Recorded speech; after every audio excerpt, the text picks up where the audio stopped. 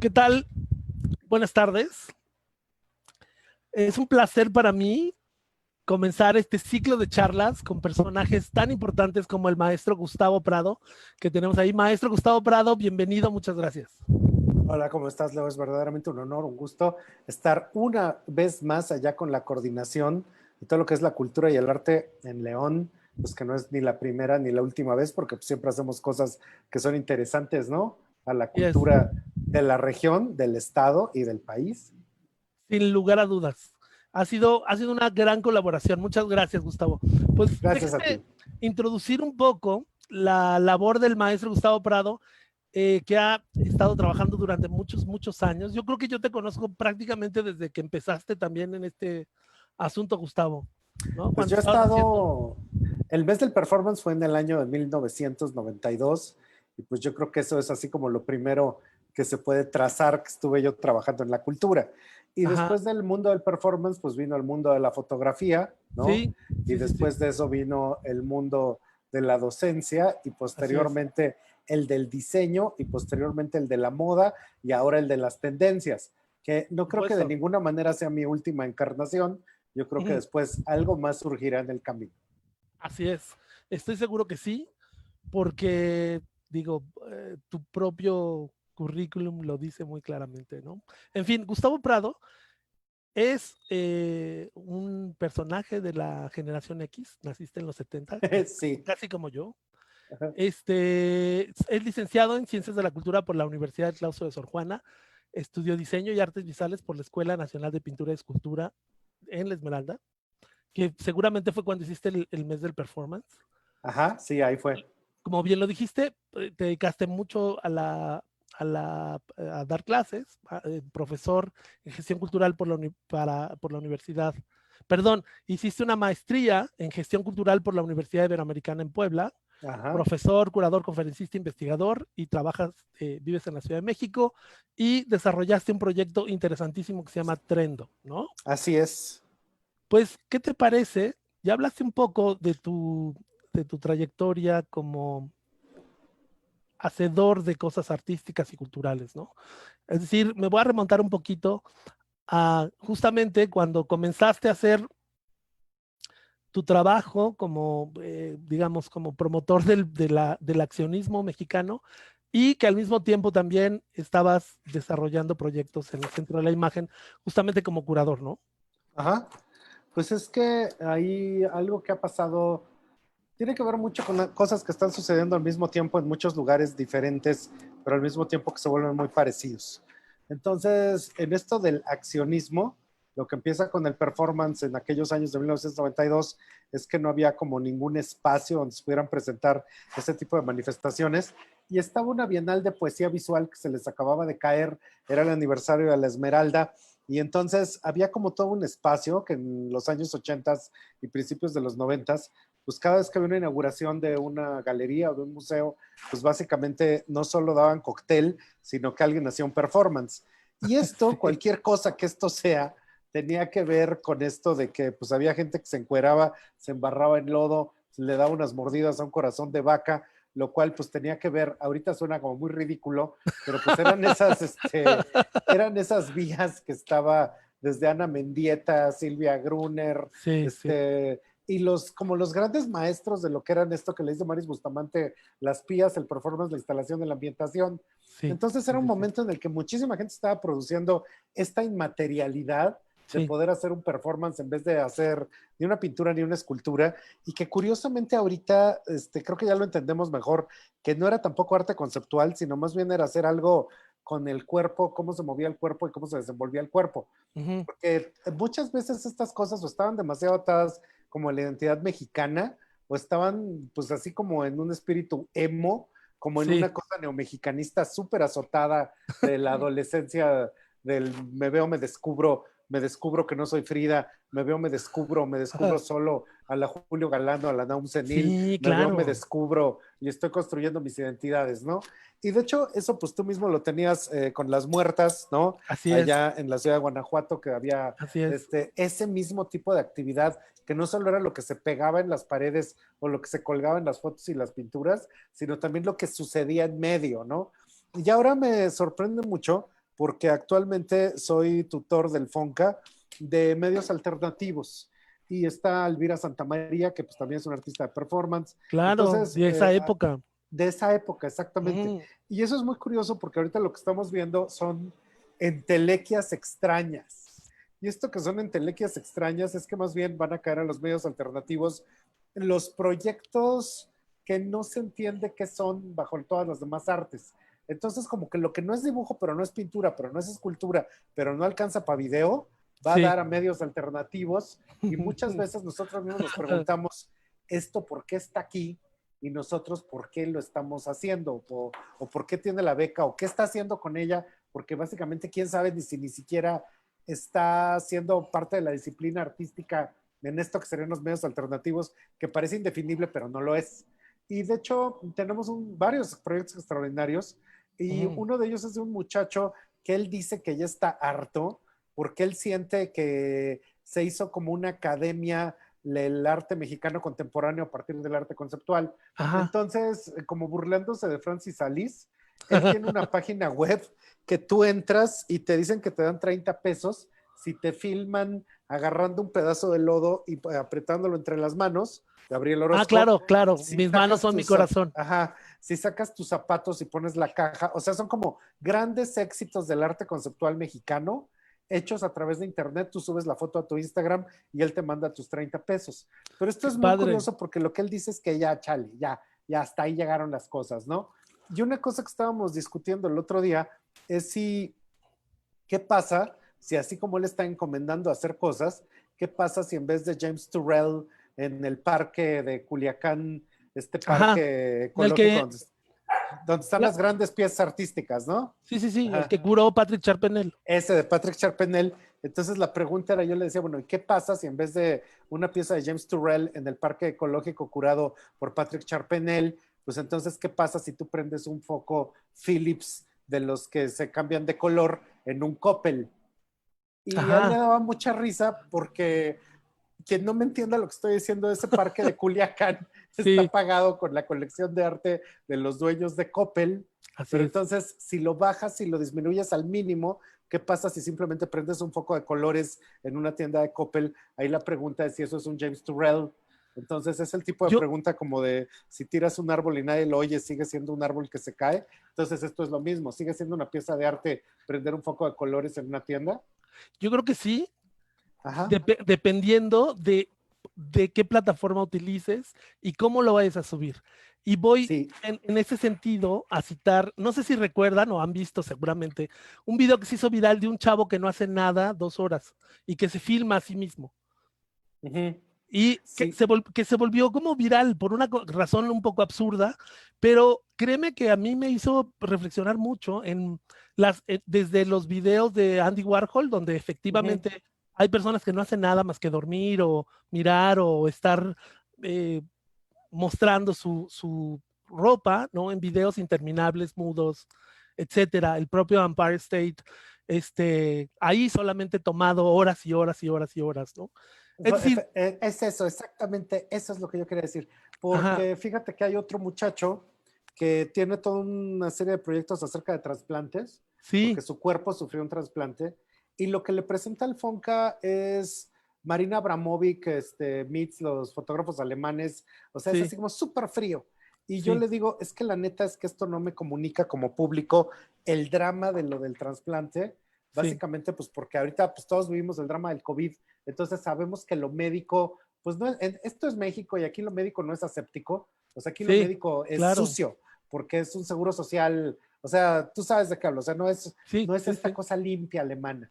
sí, Y de repente totalmente. platicando con él, revisándole su proyecto, él me enseña su Instagram y yo me súper sorprendo porque en su Instagram él está encuerado, como nos encuerábamos en los 80s y en los 90s, recubierto de lodo, como nos recubríamos de lodo, haciendo performances de sangre, aventando cosas en espacios contemporáneos. Y le Sí. digo, oye, aquí hay un problema. Lo que tú me enseñas en la beca es aséptico, pero lo que tú haces en tu obra real antes de la beca, pues era como vivencial latinoamericano, mercado de Sonora, muy Sí, vivo, muy salvaje, muy sexual. De hecho, sí, tiene como un pasquín sexual, etcétera. Y me dice el chavo, sí, pero yo siempre había querido tener la beca del Fonca y cada vez que la pedía me rechazaban.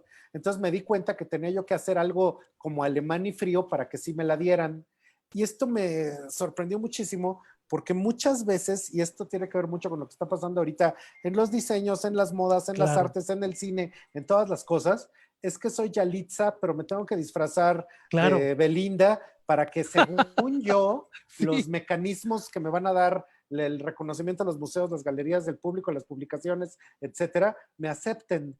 Cuando sí, creo que estamos ya en una transición muy diferente en el que esos mecanismos ya se superagotaron. sí, Y si nosotros habláramos de lo que pasó en los 90s, de cualquier cosa que puede ser la panadería presentándose a través de una beca Vancomer en la Condesa, y están los Miguel Calderón y Joshua Ocon, que son tan blancos que dan ganas de inhalarlos, y entonces están presentando un arte que va a comprar Aide Rovirosa, que su hermano era Madonna, gobernador de Tabasco, Madonna, etcétera. O sea, si ya lo hablamos en el mundo post-COVID, del mundo del 2021, pues todas esas estructuras ya tronaron. Y mejor ponte a tatuar en un taller en Santa María la Ribera con tu máscara, porque básicamente la redefinición de lo que es el dibujo, de lo que es el dibujo sobre piel, el dibujo sobre pared, el dibujo sobre urbano, están totalmente siendo transformados al 100%.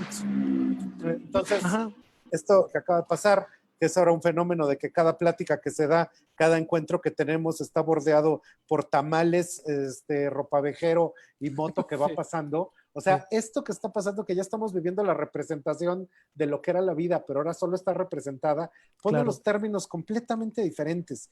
Y fíjate que yo ahorita tengo una reflexión que Ujú, estoy haciendo en voz alta contigo y sí, que le he preguntado a mis tíos de los años 80 y de los ajá, 90, cómo de repente el arte mexicano se descubre a través de los ojos extranjeros.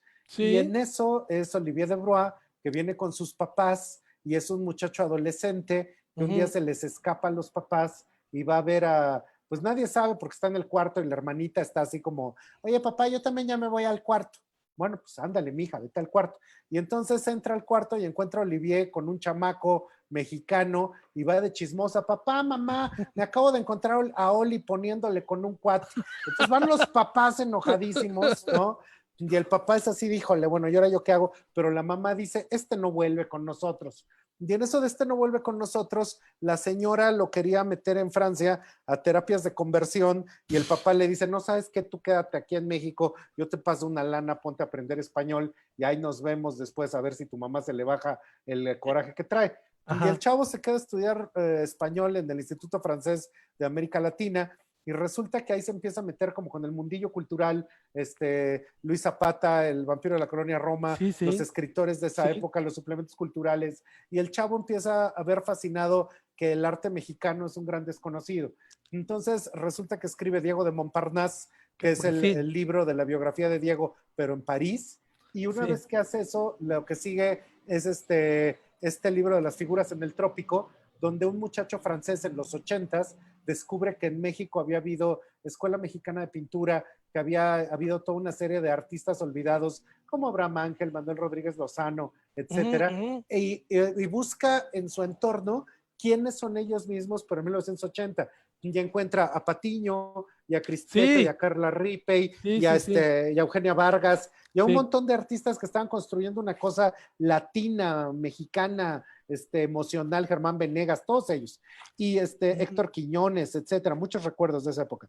Y sí, Silvia después, Gruner, cuando cambia la década, él decide que pues ahora lo que quiere es ir a Documenta y que sí, quiere ir a las ferias de arte internacionales y que pues el arte mexicano pues se ve como muy mugrosito, muy exotiquito, muy localito, y entonces cambia radicalmente y en vez de promover esos artistas, los que antes eran de una clase social más raspa, ahora empieza con artistas de otra clase social, con otro tipo de intereses, y empieza el arte conceptual mexicano, y ya llevamos 30 años de eso.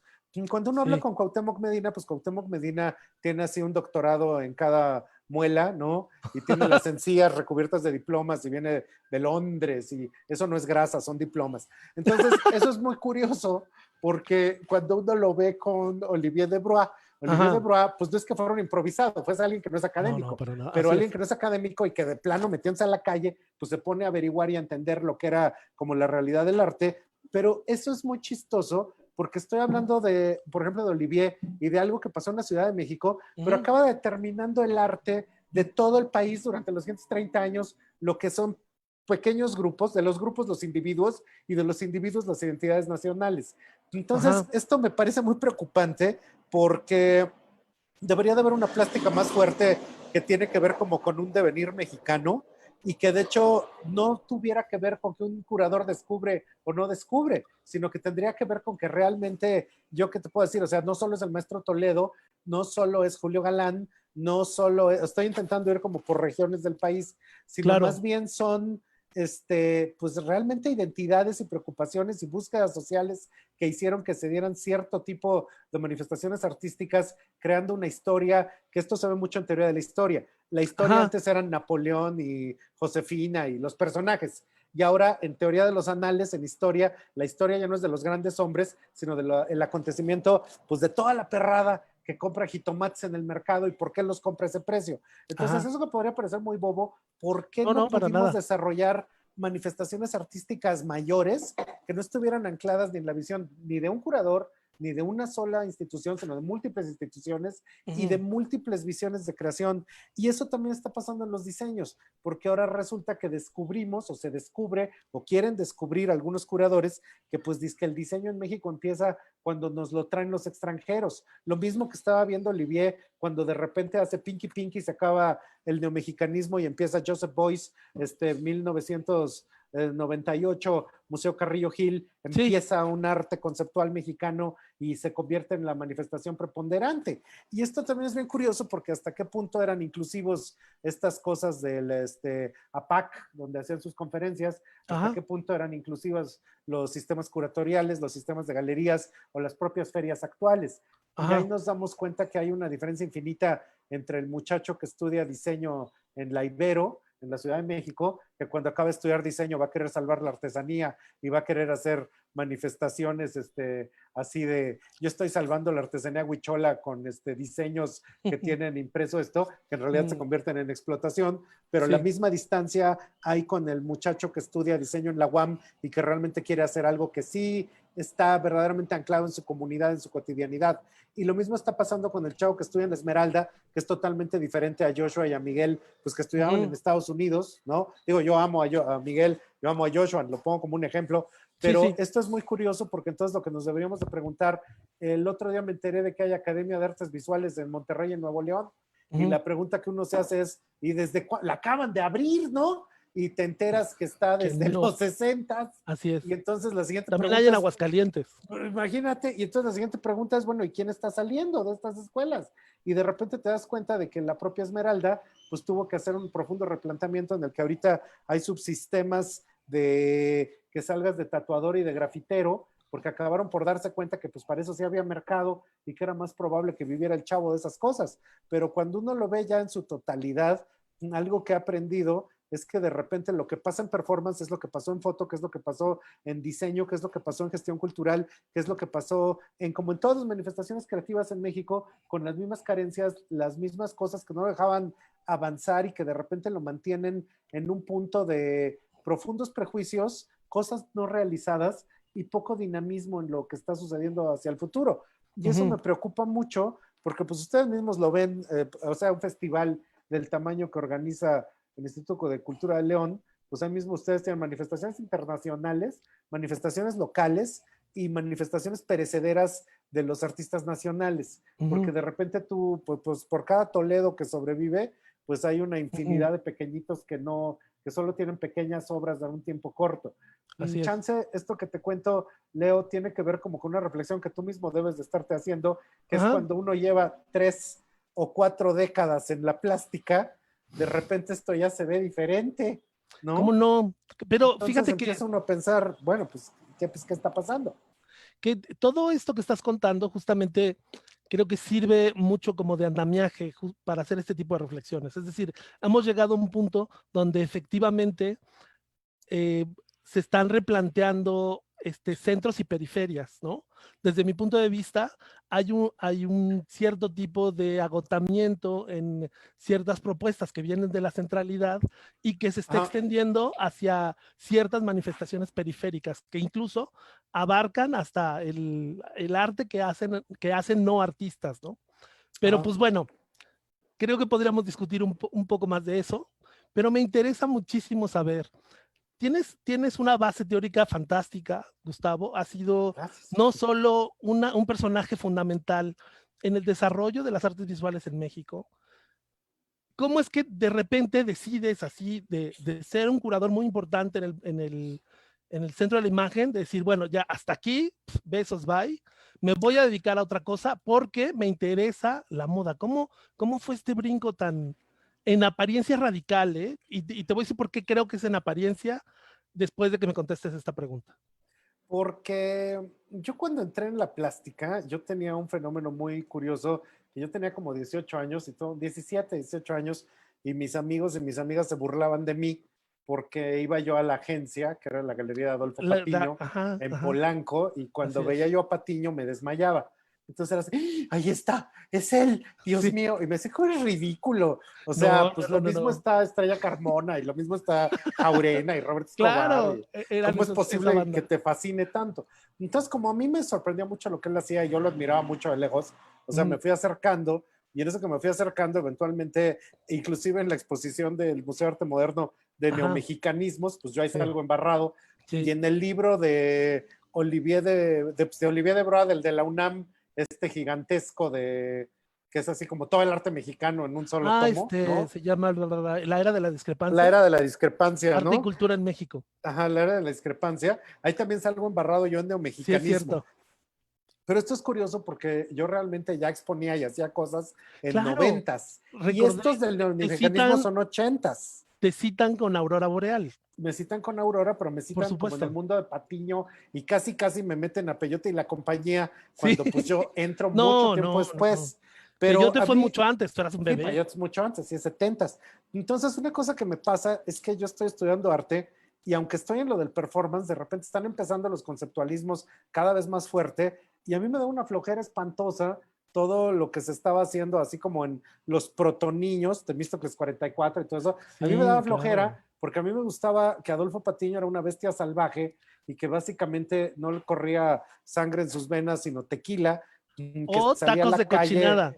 está sus tacos de cochinada y salía a la calle salvaje y fuerte y eso me Sí, gustaba mucho. sí, Casi es estaba como un padrísimo. espíritu, el último espíritu de la Revolución Mexicana, él todavía lo trae. Y en Sí. cambio los otros pues querían hablar en inglés y se querían ir Sí, sí. a hacer un doctorado en filosofía en la Universidad de Essex. Entonces Sí, a sí, mí eso ni me llenaba, ni me interesaba, ni me importaba. Y yo claro. muchas veces con Patiño yo le dije, aquí está pasando algo muy curioso, están los animales del continente y hay de todo tipo, hay carnívoros, hay herbívoros, ¿no? Entonces los carnívoros eran los pintores como los Castro Leñero, ¿no? Sí. Los herbívoros eran los que hacían grabado, etcétera. Y de repente toda la fauna que había en el continente se desmaterializaba y se volvía luz porque todos Mm. empezaban a volver conceptuales y a mí me dio terror y junto con muchos otros animales nos fuimos corriendo hasta que de repente llegamos al mar y esto se estaba desmaterializando todo y Así dijimos, es, pues hay que aventarnos al mar y nos así es. aventamos en así como Kate Winslet en Titanic, nos aventamos ahí en un palo, lo que fuera, ¿no? Y ahí íbamos Sí, huyendo de la inmaterialidad y ahí va flotando Melquiades y todos sí. ahí vamos. Y yo de repente, ese palo en el que me subí, esa puerta en la que me subí, me llevó al mundo de la foto. Y Ajá. llegué a un continente donde había lo mismo que en el otro, o sea, hay herbívoros, hay Sí, sí, carnívoros, pero sí, eran sí. marsupiales. Y entonces Mm, resulta que son lo mismo que había allá, pero son ajá. fotógrafos. Y Sí, como los fotógrafos, esta es una frase de Patiño, tonto como fotógrafo. Como los fotógrafos no teorizaban, sí. entonces de repente veías que pasaba Mariana Jampolsky, Triceratops, ¿no? Y de repente pasaba Héctor García, Diplodocus, y Sí, pasaban así los más sí. grandes de la fotografía mexicana. Sí, sí, sí. Qué Entonces emoción. comienza el centro de la imagen y estás, digo, yo conviví, yo comí con Mariana Jampolsky, con Héctor García, con Con Manuel Pablo Álvarez Ortiz. Bravo, con Pablo Ortiz Monasterio, con Pedro Meyer, con todo Sí, eso. con todos. Y había un universo igual al del arte, pero a Sí, otro tiempo, porque ahí no les importaba ser conceptuales, no sí. les importaba desmaterializarse, querían hacer foto, ahí estaba todavía las discusiones de si tenían que imprimir en papel o si tenían que imprimir de archivo digital, y se mataban con eso y era muy divertido. O sea, fue como Sí, llegar al México de la Escuela Mexicana de Pintura, sí, pero en sí, sí, los sí. años 90, finales, principios del siglo XXI. Y curiosamente ya para estas alturas, en muchos pleitos que ha habido, precisamente, eventualmente, el conceptualismo llegó al continente de la foto también se desmaterializó, y en el momento que se desmaterializó, inclusive desapareció la idea gremial que había en foto. Entonces, ya era un momento en que todas esas figuras se está muriendo Don Manuel, o sea, ahora Sí. en el pináculo la diosa todopoderosa es Graciela Iturbide y están Ujú. los titanes, ¿no? Francisco Mata, Marco Cruz, Yolanda Andrade, que son semidioses, Sí, no con el sí. poder de Graciela, pero entonces el Olimpo está hecho así y empieza a resquebrajarse y empieza a atomizarse de tal manera en que pues la gente sigue siendo fotógrafa, pero a través de su Instagram y cada quien haciendo lo que puede en su casa, sus páginas y demás, porque ya Ujú. no existe como esta idea ni de gremio, ni de mundo, ni de cultura. Recientemente, con muchísimo dolor, a ver si no lloro, pues se muere Patricia Mendoza, que Sí, qué barbaridad. ella era la que construyó ese continente, ¿no? Sí, Entonces, ella, para la gente que nos está oyendo, era como una mega promotora que sí, inventó el Museo de Fotografía en México. O sí, sea, antes de ella, no, la foto no se exponía en los museos.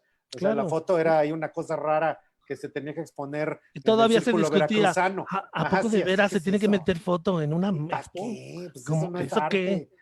Esos son como fotodocumentales y eso ni Exacto. es, eso es basura, esos son Sí, sí, sí, borrachos, sí, ¿no? sí, sí. Entonces Patricia lo vuelve realmente una forma artística, revive la Bienal de Foto y hace como toda una serie de estructuras que estaban ahí, pero ya para el año, o sea, una cosa que nos está pasando mucho ahorita mismo es que de repente no se puede vivir con tanto veneno, en palabras de Shakira, y no se puede acotar tanto. Entonces, ahorita mismo vivimos de que en México, pues a Lina ya le quitaron el 80% del presupuesto, pero ya le quitaron el 80% del presupuesto con la culta. O sea, bueno, ya no es con la culta.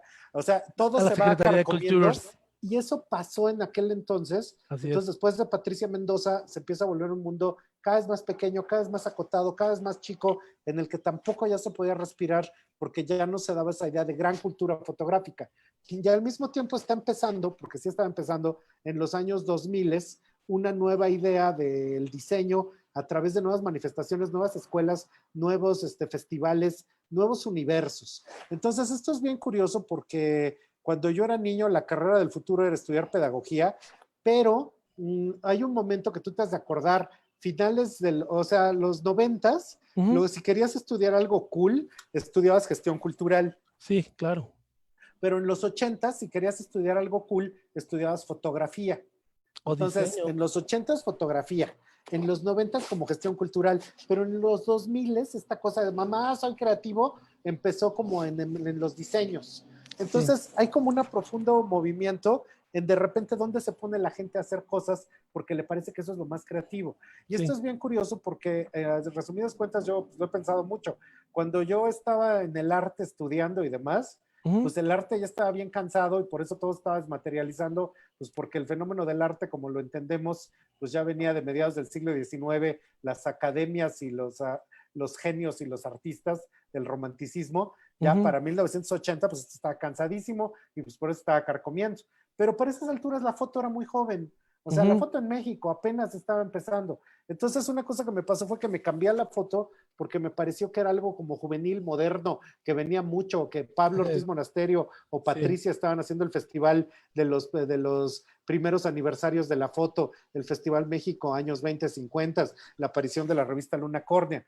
Y Claro, y después, también fue la época de la gran exposición de la Ciudad de México que ajá, curó Pablo Ortiz en el Museo de sí, Bellas Artes. Asamblea de Ciudades, que Asamblea de de hecho Ciudades. eso después hubo ABCDF, que de hecho Claro. eso después, pues a lo mejor hay revista Chilango o todas las versiones locales de cómo entendemos las historias de ciudad, pero Ujú. probablemente en México no hubiera habido gentrificaciones si esas exposiciones no se hubieran dado reflexionando en qué eran las ciudades, lo Ujú. cual es muy curioso porque son cosas locales que acaban teniendo embates nacionales, ¿no? Claro. Sí, sí, Entonces, sí. eventualmente me voy de la foto y me voy al diseño porque ahora, si la foto era nueva, pues el diseño era más nuevo. Ujú. Entonces, los dos venidos de la revolución industrial, pues como que en México apenas estaban entendiendo y conociendo. Y eso fue muy curioso porque si lo pensamos, ahorita el diseño mexicano pues está estrenando las estructuras del curador, está estrenando las estructuras del editor, del historiador, etcétera. Eso me llama mucho la atención porque uno puede, si uno quiere estudiar algo totalmente inútil, pues uno estudia historia del arte y entonces lo que tú ves no es hacer arte, sino contemplar cómo se reflexiona el arte. Y en Inglaterra hay una universidad que es la Universidad de Kingston, que ya no estudias diseño, estudias historia del diseño.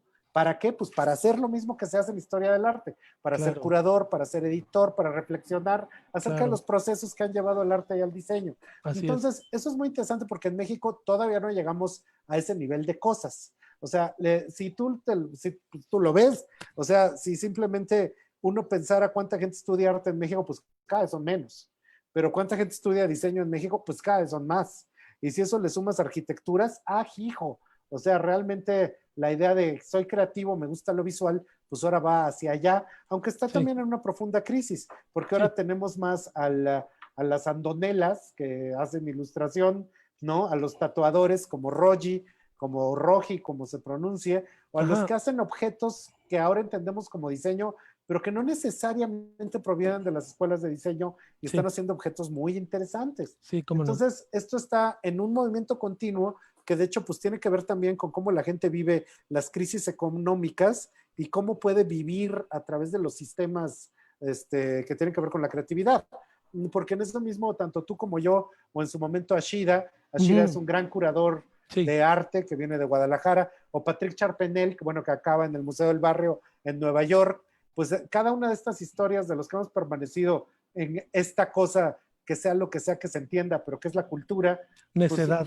Pues, necedad, pero son necedades en las que recordamos a Ana Isabel Pérez Gavilán y a Bárbara Pérez Walters, o sea, nombres y nombres y nombres por década de muchísima gente que hemos trabajado en esto, pero que pues de repente no lo aguantas porque pues te deja de pagar el Instituto de Cultura te dejó de pagar 6 meses enteros, pero pues tú seguías comiendo por vicioso, ¿no? Porque, pues ¿por qué vas a hacer mala eso, costumbre, ¿no? esa mala costumbre.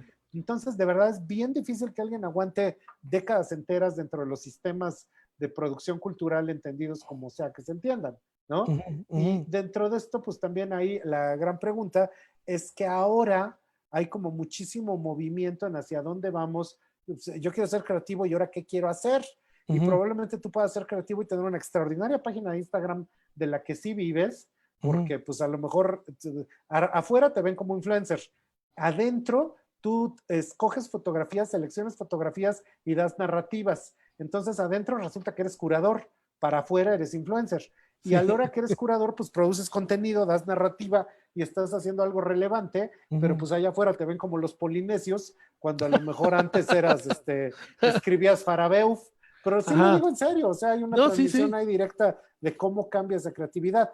Y también ha habido como mucho prejuicio, Leonardo, de que creo que no se está entendiendo que también son soportes. O sea, la gente debería entender que en vez de plata sobre gelatina, pues tu fotografía es pixel sobre Instagram.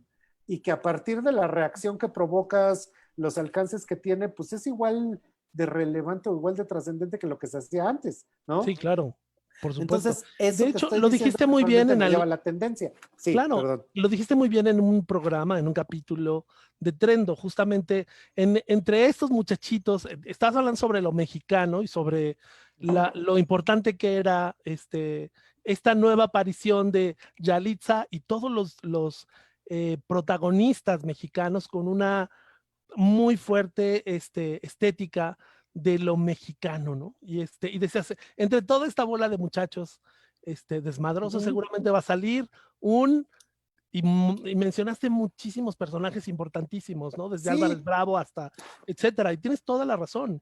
Es un fotógrafo que yo admiro mucho, que es Dorian Ulises López, que yo creo que es ahorita el mejor fotógrafo del país, y él básicamente, aunque pues nadie se dé cuenta, eventualmente está creando un contexto y un texto de la fotografía mexicana como si esto fuera 1920 y él fuera Álvarez Bravo. Y los mismos muchachos de una agencia que se llama In the Park Management tampoco se dan cuenta pero están haciendo una reflexión de la belleza mexicana, que es la misma que hacía Manuel Rodríguez Lozano y que es la que se estaba haciendo que vieran bella a Lupe Marín, ¿no? Y Sí, a claro. Gloria Marín, o sea, en el cine, la esposa de Ajá. Diego, o Ujú. sea, de diferentes marines, pero con gran belleza, y que Sí, construían algo diferente que eventualmente se convirtió en esa entelequia rara de la identidad mexicana, ¿no? exacto. Y que de hecho creo que también ahora nos estamos en un momento en el que se pueden contemplar muchas cosas a través del YouTube, Ujú. pero pocas están siendo articuladas como con esa idea más larga de dónde viene, a dónde va y por qué está así.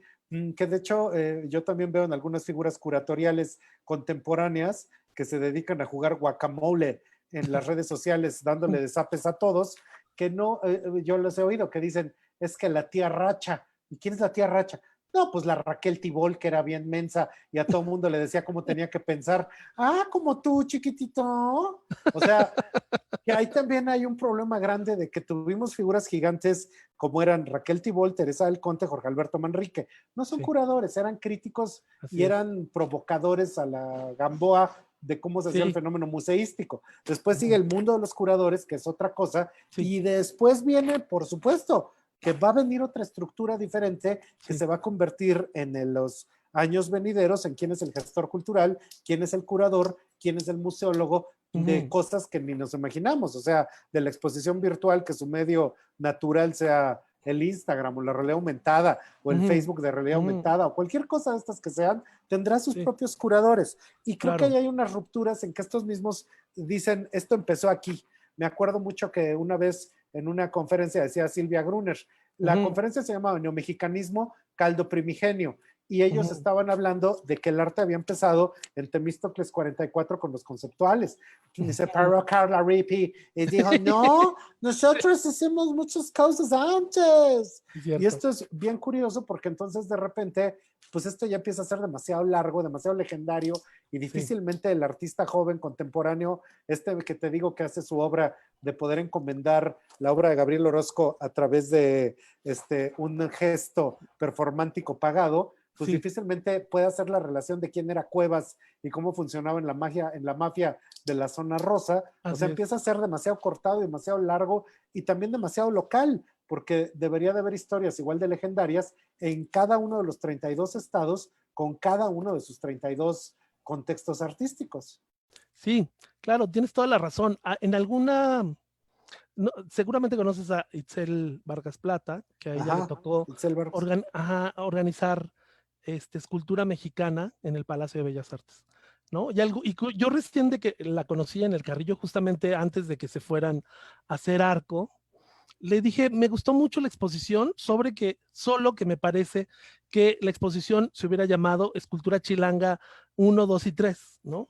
Desgraciadamente creo que el tiempo de investigación, etcétera, no fue suficiente, etcétera, y termina siendo, insisto, centralista. Me gusta mucho esta observación que hace sobre esta posibilidad de tener a estos personajes claves en estos espacios que pueden decir mucho, ¿no? Ajá. Voy a mi Porque, estilo. de hecho, Ajá, perdón, sí, sí. hay hasta empezamos nosotros a analizar los estados. Ujú. Entonces nos fuimos a Tampico, fuimos a Monterrey, hemos estado haciendo cosas con Guadalajara. Por supuesto, yo me he ido 1000 veces a León. Y Sí. cuando uno de repente ve que la Ciudad de México habla de la Llorona, bueno, por Ujú. cada Llorona hay un pipila, hay un personaje local que es el equivalente y que de Sí, hecho se conocen en el estado y les importa muy poco los referentes disque nacionales que nada más son locales sí, del DF, pero que no aplican a todo el país. así es. Entonces, ese es un problema gigante. Ujú. Sí, tienes toda la razón. Vamos hacia mi estilo y me gustaría ir justamente con esta pregunta que te genera o que te hace Diane Burnett de qué es la moda mexicana. Y me pongo a pensar justamente con todo lo que estás diciendo acerca de la moda y de lo que estabas hablando, de estas agencias que están sin pensarlo realmente en definiendo lo mexicano Uh a -huh. partir de su trabajo. Y creo que no solo tu trabajo en Mextilo demuestra justamente esta plataforma de la que hablaba hace un momento, que tienes suficiente información como para estructurar una narrativa en torno a determinada investigación. Entonces, me parece muy coherente que la pregunta precisa haya caído contigo a partir de Dayan y cómo es que empezaste a hacer esta investigación que te llevó a hacer Nextilo, el libro, y que además produjo un material que siento que es muy flexible, ¿no? Y que es muy flexible porque siento que puede dar para muchas cosas todavía, ¿no? Lo discutimos alguna vez Sí, en un festival de arte contemporáneo oye, deberías de hacer una obra de teatro con esto, ¿no? En fin. ajá, eso era fundamental. Pues fíjate que aquí hay algo que es muy curioso, que a mí me gustaba ver a Adolfo Patiño y a lo mejor inventé el mes del performance que acabó creando Exteresa y acabé haciendo estructuras de performance como para que me volteara a ver, ¿no? Pero es que Entonces, siempre has hecho eso, Gustavo. Es sí, decir, sí siempre he hecho eso.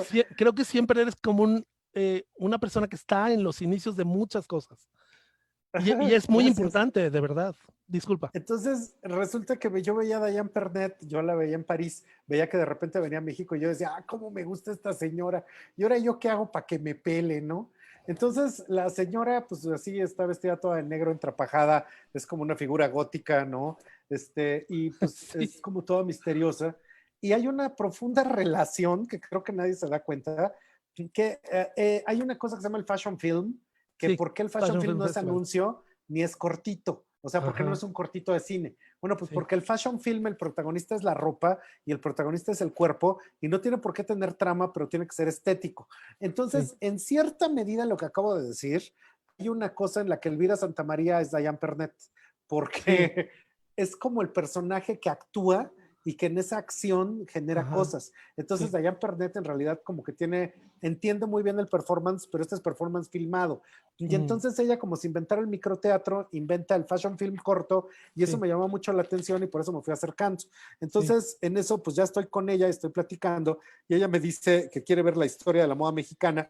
Yo ya, perdón, me dedico a dar clases de diseño en las escuelas y ujú. entonces lo que le digo es, pues no hay historia de la moda mexicana, pero si me das unos 6 meses, yo te hago una. Qué Entonces se loco me está. ocurre decirle a mis alumnos, hay que hacer una película de la moda mexicana y me dicen, ¿tienes presupuesto? No. ¿Cuánto tiempo tenemos? Meses. Entonces, ¿cómo chingados la vamos a hacer? Pues la vamos a hacer de la siguiente manera. Ustedes pueden hacer una película, un largometraje de 1 hora y 20, no podemos, somos alumnos de cine, no podemos y además estamos pues haciendo nuestro semestre. Ok, Mm, muy bien muchachos. Ustedes pueden hacer unos cortitos de 10 minutos cada uno de la moda mexicana. Sí, entonces lo que hice fue que corté la historia de la moda en pedazos y claro. lo dirigí con cada muchachito, hizo 10 minutos de película, ellos no están viendo lo que hacen los demás y al final se arma. Había otro chavo que era como un director general, como haciendo operación de que todo funcionara, y al final se arma y se hace una película. Ahora, para poder hacer esto, estaba basado en material de archivo. Esto también es muy curioso. Yo no hubiera podido hacer la historia de la moda mexicana, pero como conozco la historia de la Escuela Mexicana de Pintura, de Claro. todas esas cosas que venían de la galería de Inés Amor, de cómo se habían dado la cultura en México en todo ese tiempo, en realidad estoy contando a través de la cultura en México durante todos los siglos. Y Y entonces se hacemos nota. la película, sí, se la presentamos a Dayan y ella dice, me encanta, la voy a presentar en París. Entonces ya nos vamos a París y después de eso se hace el libro. Pero esto Sí, también es algo muy curioso porque acaba provocándose una película que es casi accidental como sale y sin que yo me diera cuenta esa película me va llevando de la docencia a un terreno totalmente diferente, que es como algo que sí está pasando en México. En cierta manera pasaba antes y ahorita está volviendo a pasar, pero con la piel del mundo de ahora. Había ujú, una revista que era la revista Generación, ¿no? ujú, De sí, rentería, y sí, estamos hablando de los años 80, 90, y sí, esa revista era como su propio Conaculta, porque él sí, hacía investigaciones de algo que se le ocurría, de Melquiades, que existe, ¿no? sí, Y hacía publicaciones, editoriales, fotografía, etcétera, pero algo sí, que hacía un cuate con su dinero y que la vendía no sé dónde y que pues ahí sí, iba. O sea, ¿cómo te das tu propio Conaculta? Pues hay una cosa que se llama Cool Hunter MX, que es como el sí, propio Conaculta de una sí, chava que se llama Ceci. Entonces, esto de hacer la película y luego volverla al libro me llevó a hacer mi propio Conaculta, que se llama Trendo, que básicamente Trendo lo que me permite es investigar la cultura a través de la cultura del país, de los estados. Esto, ujú, ahora que todo es tan políticamente correcto, la cultura del consumo. Pero la claro. cultura del consumo quiere decir que la gente sigue comiendo mole y que para la gente más sofisticada, elegante y cool del México contemporáneo, la alimentación está basada en hacer quecas porque es lo único que sabe hacer. Entonces, que por más fresa y por más blanco y por más sofisticado y por más que estudies diseño en Essex, sigues haciendo quecas de queso Oaxaca y tortilla. Y eso es consumo, Claro. ¿no? Y ese consumo cultural está determinado desde quién ve TV Notas, TV Novelas, desde quienes están viendo a las vedettes y cómo se sigue consumiendo a Lin May en Monterrey, porque eso sigue existiendo, hasta cómo la cultura contemporánea de la mega fiesta, o sea, esta fiesta salvaje, báquica, dionisíaca, que pueden ser todos estos que se encueran y casi son orgías, pues en realidad es el 9 redivivo, el performance de los 80s, o sea, porque tiene performance, tiene la presencia de los DJs que va a la Campuzano, etcétera, y es como el entorno cultural que sigue dinamizándose y que ya nadie lo ve como arte, pues porque lo que ahorita las instituciones culturales perciben, pues no creo que pueda ser estos, así, traición y esos bailes, pues no lo ven así. No, cosas que ya nada más existen en Instagram, pues de un cuate loco que dice que tiene una revista y la pregunta sería, oiga, ¿y usted la imprime? No, yo tengo un Instagram. Y pues de la misma manera, pues hay gente que tiene galerías en Instagram, cosas así. O sea, son nuevas formas de cultura. Y lo que básicamente quiero es seguir investigando qué es la cultura, ¿no? Pero es una forma de investigación muy curiosa porque me acaba relacionando con Zapica en León y con Intermoda en Guadalajara y con Coppel, pero la empresa para venderles estudios de tendencias. Y en realidad lo que les estamos vendiendo son estudios culturales de cosas muy complejas, pero pues que ya no existen en los museos, sino existen a través del consumo. Y como todo México está vestido de reggaetonero, porque en realidad todos los muchachos de 17 a 25, pues quieren ser J Balvin, y todas las chamacas de 17 a 25, pues están vestidas de Rosalía. Y Rosalía viene siendo como la reivindicación de lo latino, ¿no? Entonces se vuelven un montón de direcciones que culturalmente son muy complejas, aunque pareciera que a final de cuentas son puras idioteces. O sea, el performance parecían puras idioteces en su momento, el neomexicanismo era el arte pop mexicano a destiempo, la fotografía eran cosas que nadie les daba valor, ¿no? Dar clases de diseño era también así como, ¿y eso para qué sirve? ¿No? Y después esta misma idea de la tendencia parece que todo es como muy tonto, pero en realidad todo habla de lo mismo. ¿Cómo poder explicar qué era México? Cómo poder explicar qué es el México real de la calle, de cómo funciona un nivel verdadero de la gente que manda a hacer sus álbumes fotográficos de quinceañera en la calle de Donceles y que no es la gente del DF, sino es la gente de todo el país que está viendo esa realidad y esa realidad determina cómo eres hombre, cómo eres mujer, cómo eres madre, cómo tienes familias. O sea, no son solo cosas tan sencillas como, ay, los millennials ya no tienen hijos. No, ni madres. La gente se sigue casando y como la canción de los 90s, people are still having sex. Entonces la gente sigue palpitando y esto con lo que palpita sigue siendo cultura, aunque no nos parezca porque pues ya no es tan elevada ni es tan focalizada, pero sigue siendo una gran manifestación cultural continua. Entonces, creo que eso fue lo que parece que me sacó del museo, parece nomás, pero en realidad, pues yo sigo haciendo curaduría en los videos que subo en YouTube. Y aunque creo que nadie se ha dado cuenta, mis redes sociales son arte relacional, porque si yo hago una cena con Riri Tiravajillas, pues dice que eso es arte, y todo el mundo dice, ah, chale, eso no es arte, pero lo es en la manera en la que relaciona, cómo da, cómo prepara, cómo presenta, y de la misma manera las redes sociales, creo que también nadie lo está viendo, son una manera de adoctrinamiento, comunicación, presentación de cierto tipo de discursos, una pregunta estética, o sea, ¿qué es lo que sí comparte la gente? ¿Qué es lo que no comparte la gente? Entonces son toda una serie de cuestionamientos que siguen presentes y pues que a la hora que uno los construye en grande, pues entonces resulta que es igual que hacer un libro. Sin lugar a dudas. Fíjate que después de ver, por supuesto, todo el documental de Mextilo, surgen no solo muchas preguntas, sino como hay cosas que finalmente asombran muchísimo, ¿no? Como el que hayas puesto de repente materiales de Canadá, pues, ¿no? Y toda esta información acerca del contexto en el que nace ese tipo de objeto utilizable, ¿no? El zapato exorcista Canadá, por ejemplo, ¿no? Me llama la atención y que además, bueno, lo recuerdo muy bien porque justamente en esa época éramos pues muy escuincles, ¿no?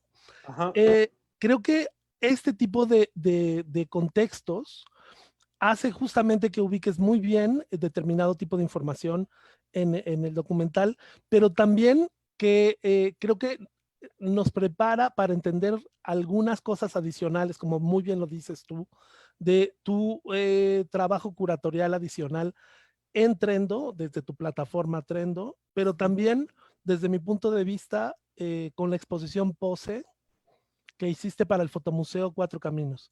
Creo que no solo eh, es un formato expositivo muy novedoso, no tiene que ver necesariamente con esta rigidez de la que mucho tiempo hablamos, no sé si recuerdas, que dices, ay, estoy hasta el Sí, gorro, enmarcar plata sobre gelatina en una María Luisa de tal calidad de papel, en un marco de aluminio negro de no sé qué tanto, comprar en Alemania, que era muy repetitivo y muy estricto, ¿no?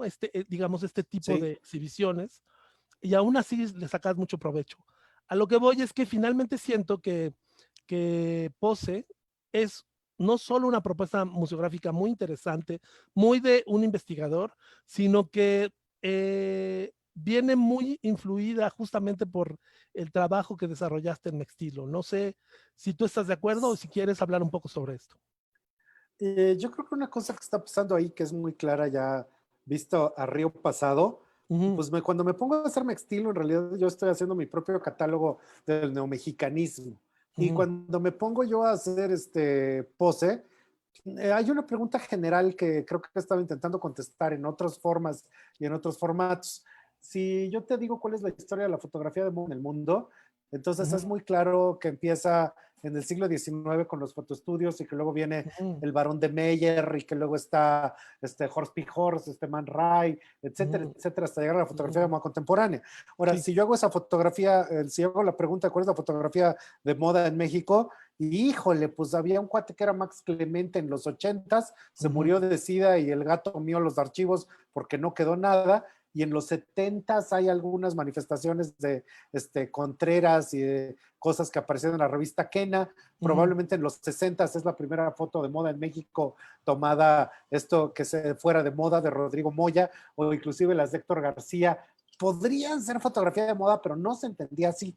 ujú, Entonces, aquí había una pregunta que era, bueno, ¿qué se está haciendo en fotografía de moda actualmente? Y ujú. esto era, a lo mejor tú de repente ves en Editorial Televisa y bueno, es infame, pues porque es así como, ay, la vieja torciéndose los brazos como si le dolieran los riñones porque dice que está posando en Dior y la modelo parece así de Leni Riefenstahl porque es así como austrohúngara, ¿no? Con anorexia grado 4, todo lo cual no es Ujú, interesante desde un punto de vista ni de estético ni de la imagen. Pero entonces, ujú, ¿cómo se estaba forjando una nueva idea de representación de lo mexicano? ujú, Poste como que es la primera vez que se ve a Dorian Ulises haciendo lo mexicano y como fotógrafos intentando ver algo que era como más hacia una idea de nacionalismo. Y ujú. algo que probablemente la historia no recuerde, porque ahora estamos viviendo la tragedia de la muerte del Fotomuseo Cuatro Caminos, Sí, no, qué aunque lástima. si esto va como vamos, pues vamos a estar viviendo la tragedia de la muerte de todos los demás museos juntos. Digo, porque con el coronavirus se quedaron sin público, con el Sí. coronavirus dejaron de haber producción, todo se cayó, o sea, ya no hay, o sea, millones de museos en el mundo van a cerrar, no nomás en Ujú, México. Y ujú. entonces, una cosa que hacíamos en el fotomuseo era algo muy extraño, que era como la idea de museografía experimental. Y esto de Sí. fotografía, la fotografía lo que permite en museografía experimental es que en vez de que fuera plata sobre gelatina enmarcada, era poder hacer exposición espectáculo, que Mm, el Fotomuseo Cuatro Caminos estaba fuera de la ciudad, lejos de todo. Si te voy a hacer ir, tienes que ir a ver algo que digas, wow, llegué hasta acá y me estoy sí, divirtiendo al verlo. sí, Entonces, Pose, en ese momento, que es el año 2016, sí. digamos que Instagram ya existía desde hace mucho tiempo antes, pero todavía no era lo que ahorita es Instagram. Ahorita Instagram Ujú, ya es básicamente con lo que palpita el corazón de toda la gente. Pero en ujú, ese momento como que todavía no era eso. Y la idea de la exposición era, te vas a meter a un Instagram, vas a caminar a través de las fotos. Las fotos van a ser gigantes, están impresas en viniles para que tú camines entre ellas y básicamente te pierdas en el poder de la imagen. Y la moda lo puede hacer porque la moda es estética, la moda presenta algo que tú quieres lamer con los ojos. O sea, no sí, es alimento, es como golosina. sí. Entonces eso hicimos. Y no solo fue la única vez que planteamos algo así. La exposición, Bellas de Noche, la Sí, película, hicimos una exposición de las fabulosas, que sí. también lo que buscaba era hacer el caminar por la revista porno. O sea, Sí, mentirte por el desvergonzadas, por el escandalosas, nombres de revistuchas que había en los 70s, ¿no? sí, Y que de repente vas a una exposición que ahorita sería todavía más difícil de lo que fue en ese tiempo, que es sí, así como una exposición de chichis, ¿no? sí, Pero en el mundo en el que habla de los feminismos, de un montón de cosas, esto es bien fuerte, pero ujú, además esa exposición se hacía en el terreno, pues de que estas no son fotos contemporáneas, es material de archivo. Ahora, esas fotos, ¿cómo fueron tomadas? Híjole, pues con la peor calidad, en la peor placa, con la peor iluminación. Entonces, ponte a imprimirlas en plata sobre gelatina, platino paladio, pues eso es una locura. Entonces hay que hacerlas sí, en grande, como hubiera sido así el afiche sí, pornográfico setentero y sesentero. O sea, sí, son las fotos que acompañan los filmes de los Albañiles 7, sí, ¿no? sí, sí, sí, Entonces, pues eso fue un proyecto pues muy, muy doloroso, porque sí, de hecho esto provenía como de María José Cuevas, había hecho la idea de la película sí, Bellas de Noche, y esto intentaba hacer la versión expositiva en un paralelo de la película, básicamente presentando a grandes fotógrafos mexicanos como Antonio Caballero, uf, ¿no? Y al sí, maestro Ponce, que son sí, enormes fotógrafos. Y enormes ellos, y ellos mismos, divertidísimos. divertidísimos, son los señores ya grandes, y a Sí, mí me tocó un día estar con ellos dos y con Metinides. sí, Y Metinides, el gran maestro de la sí, fotografía documental mexicana, les dice a ellos dos, ay, tengan cuidado, porque luego vienen estas señoras y que ya lo venden uno en Londres, pero pues acaban, quién sabe cuánto cobran y quién sabe qué hacen con la obra. No, la verdad, con cuidado, ¿eh? Y ellos dos dijeron, pues sí, la verdad es que sí, porque yo, o sea, el maestro Ponce viene de fotografiar el Balalaika, sí, el Bombay, el ratón loco, y dice que ya me lo quieren llevar a la galería de Chelsea, pues es una distancia cuántica muy peligrosa porque te sí, acabas metiendo en las ferias de arte, quién sabe, o sea, acabas perdiendo hasta los derechos de la obra. No, ellos no, pero sí ha pasado en el mundo que dice que te sí, descubren y cuando te volteas ya te quitaron hasta tu nombre, ¿no? sí, sí, sí, Entonces eso era muy curioso porque era una exposición de estos maestros. Pero María José Cuevas lo vio como que era como un ataque a su propia película, que no lo era en lo absoluto, no, era para la nada. idea de hacer una exposición espectáculo. Y pues entonces esto al final fue una exposición como con lupus, o sea, se atacaba a sí misma. O sea, Sí, tenía estos proyectos que uno intenta hacer en cultura que acaban por estar heridos de muerte desde el principio porque no se entiende cómo dejarlos crecer y hacer lo que tienen que hacer para que el público los descubra. Y eso fue bien importante porque en el fotomuseo, pues con Guadalupe Lara, que era la directora y que es increíble en el tipo de proyectos que proponía, pues ujú, desde la exposición inaugural que esto hicimos también fotografía en vinil a gran formato, hasta muchos de los proyectos que se hicieron, que pues se llevaron ahí los festivales de música electrónica, cosas que tenían que ver con tecnología, realidad aumentada. Eso era un museo de foto que básicamente pues todo el tiempo le estaba pasando encima a la idea de la foto tradicional. Y sí, pues por desgracia, pues recibía dinero de Conaculta y se acabó Conaculta. Recibía dinero del gobierno de la ciudad, pues se acabó el gobierno de la ciudad. Y pues de esas condiciones, pues eso se estranguló. Entonces, sí, como muchos proyectos, pues hasta ahí llegó, ¿no? Entonces eso es interesante porque yo no me veía después de haber salido de la foto, volviendo a la foto, pero la ujú, verdad es que el Fotomuseo Cuatro Caminos pues, es un proyecto inolvidable, que por sí, fortuna esta exposición Pose que tú mencionas la sí. retomó Google y está en el gigantesco proyecto de Google Arts para que cualquiera que le pique la pueda ver allá arriba y la pueda ver para siempre. Y ahí tú y Fíjate, yo no, no tenemos sabía. direcciones. Sí, Google Arts la escogió, lo inauguró Anna Wintour en el Met de Ajá, Nueva York, qué y ahí hay padrísimo. varias direcciones en las que tú y yo nos encontramos, porque ahí Ujú, está Iván Aguirre, claro, el ¿no? grandísimo. El grandísimo Iván Aguirre, a ti te urge hacer una exposición Ya le hice allá una. en León. No, no, ya sé, pero hay que hacer una exposición a Dorian Ulises, o sea, yo creo que es Claro, por supuesto, fundamental. me encanta Están, Dorian. sí, hay muchísimas direcciones ahí de fotografía que pues son gran arte, aunque de repente ahorita se ve como moda instagramera y demás, pero no, son grandes manifestaciones culturales. Sí, Entonces, de eso también Pose como que planteó que estos artistas o estos fotógrafos o estos fotógrafos de moda pues en sí, realidad tienen grandes contextos artísticos que todavía están a la espera de seguir creciendo, aunque pues muchos de ellos pues han continuado haciendo una obra que ya quisiera la plástica de cualquier país del mundo. Entonces eso fue ujú. también un proyecto bien bonito y hay un cataloguito de Pose que por ahí quedan como 5, ¿no? Pero, ¿sabe? Eso me gustó mucho de la exposición también. El catálogo realmente es un catálogo muy pequeño que justamente contradice un poco esta grandilocuencia de la exposición, pero que funciona muy bien como complemento. Es decir, es como llevar de esta grandiosidad en el bolsillo, que me parece una idea muy, muy interesante. Ajá. Además de que, bueno, también cuando recorría la exposición todo el tiempo, no sé si les pasó a los demás espectadores, yo todo el tiempo estaba pensando, gracias a estos fotógrafos, en otros fotógrafos y además Ajá. en otros cineastas, ¿no? Mencionaste Sí. hace un momento a Leni Riefenstahl, por ejemplo, ¿no? Ajá. Y creo que la portada es muy Leni Riefenstahl, muy, Sí, ¿no? sí lo es. La Y portada del catálogo. ahí hay una cosa que es bien curiosa, que es esto, lo que pasa en Fahrenheit 241, 421 o 124, que siempre me hago Ujú. bola, que es esto Sí. de que en el futuro hay unos hombres libros que son los que recuerdan un libro y lo pueden transmitir.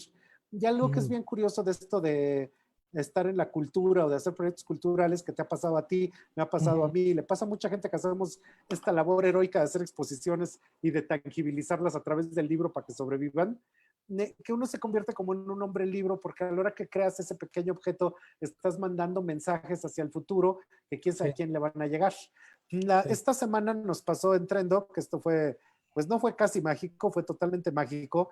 De la nada nos mandaron un mail y es el curador de la biblioteca de la moda del Met de Nueva York. Y Wow. el cuate está pidiendo que si por favor podemos, el libro está en PDF para que lo descargue todo el mundo.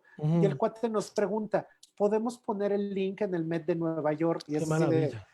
por supuesto, pónganlo, hagan lo que quieran con él. O sea, Sí. la siguiente pregunta fue, oigan, ¿y nos podrían dar unos libros físicos para la biblioteca del Met? Y es así de, bueno, este libro Mextilo, que surge de un Sí. fondeo, que es un proyecto de la gente para la gente, pues Sí. si está en la biblioteca del Met, ahora que sea el apocalipsis, pues es un proyecto que va a sobrevivir para contar la Sí. historia de la moda mexicana.